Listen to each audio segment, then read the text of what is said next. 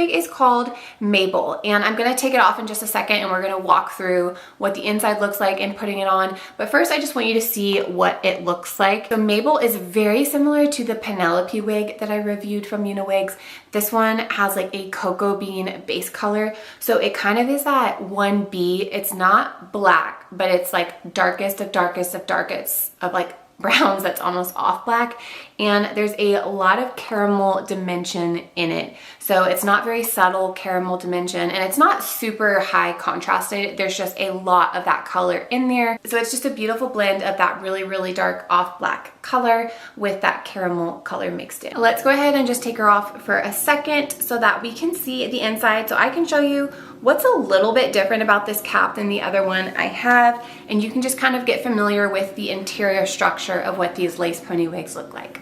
Here's that gorgeous color I was talking about. It really is just a beautiful blend, very similar to Penelope. But let's go ahead and take a look at the inside of the cap. And I know I already shared this. I'm gonna link the video right here, but I did post, I basically cut baby hairs into my other lace pony wig a couple months ago. It didn't go my way at first. It took a lot of tries, but it's okay. So it has a typical lace front, and it's from ear to ear. So it's not temple to temple, it's ear to ear, which it hasn't been cut off yet.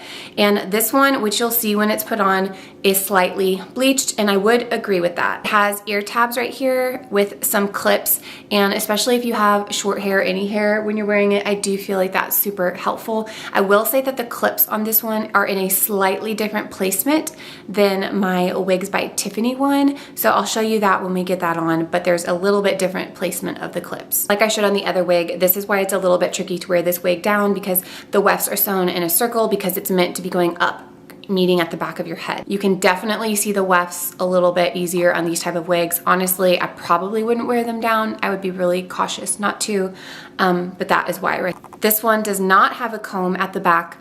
You don't need one. I think it's nice to have one. I did let UniWigs know, hey, maybe it might be nice to just throw it on there and then women can cut it out if they don't want it.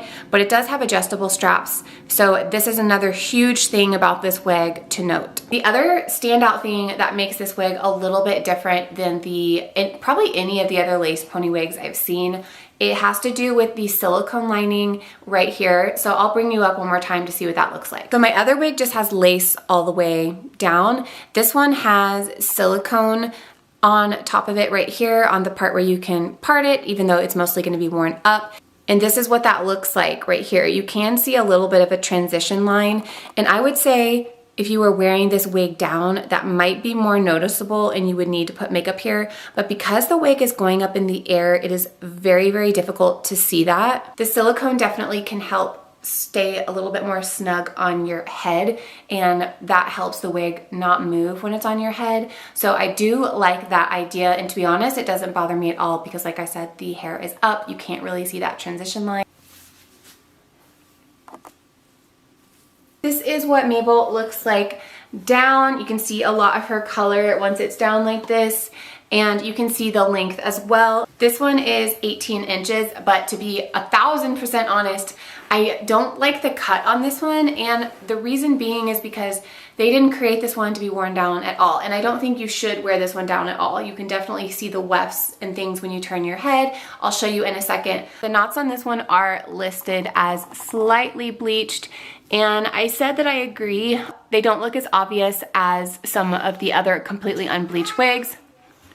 This one does look similar to Sage, which was slightly bleached. There are also some baby hairs right here that we're gonna be pulling out once we pull it up. Also, when it's down like this, you can see a little bit more of that transition I was talking about. And it doesn't really matter because, like I said, you probably wouldn't be wearing this down, but that is what that looks like. And so if that does bother you, I would definitely just use makeup on this area to help conceal that. My clip is right here, so it's a little bit higher. And the other one I have, I think, is maybe a little bit lower. Just gonna put her up in so you can see what she looks like. Bless you. I'm also gonna put it in a bun and not a ponytail just because I kind of prefer the bun look. Love a messy bun. Everyone's anatomy is different. So right now I have some hair hanging down that I definitely could cut off super short or buzz, but With my anatomy, my hair comes down lower on my neck than some women's do. Some women's hairline stops right here.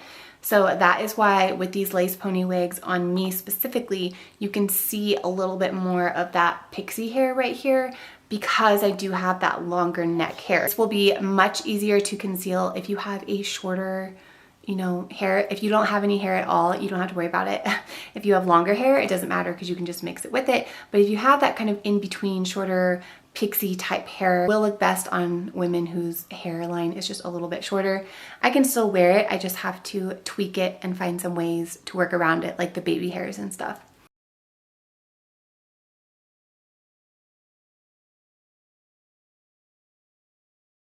The wig is super lightweight and I can barely feel it up here. So that is one really positive thing about this, is that it's not like a heavy weight on the top of your head. It's not a super heavy pony. It really doesn't feel like much. So I know that was a concern for some women, but it feels unbelievably lightweight. Let's do a little bit of tweaking, because one other thing about this wig is that it doesn't have any baby hairs or bangs cut into it. Use the rat comb to take out a few pieces. Although it looks a little crazy like that right now, if you're doing it at home, I would just razor it and cut it and thin it out just to make it look a little more like bangs or baby hair. Of course, if you want actual pieces of bangs, pull it out, you know, and cut it or have it cut for you. I definitely think it looks a little bit better with some sort of baby hairs hanging out.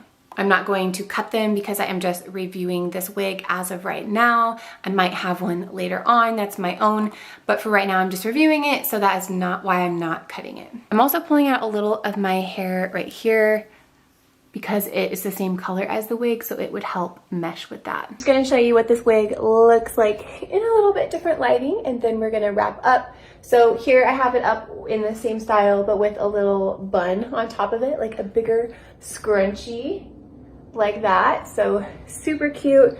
But I am gonna wrap the video up here, and overall, my final thoughts on Mabel are that for the price point, I think she's a really great option. And I know she only comes in one color right now, but I think it is a great option for a pony wig if you are looking for one and you're in that maybe extra small to small medium size. Thank you guys so much for watching. Really appreciate it. If you are losing hair, I hope you don't lose heart and you have a blessed day. Bye.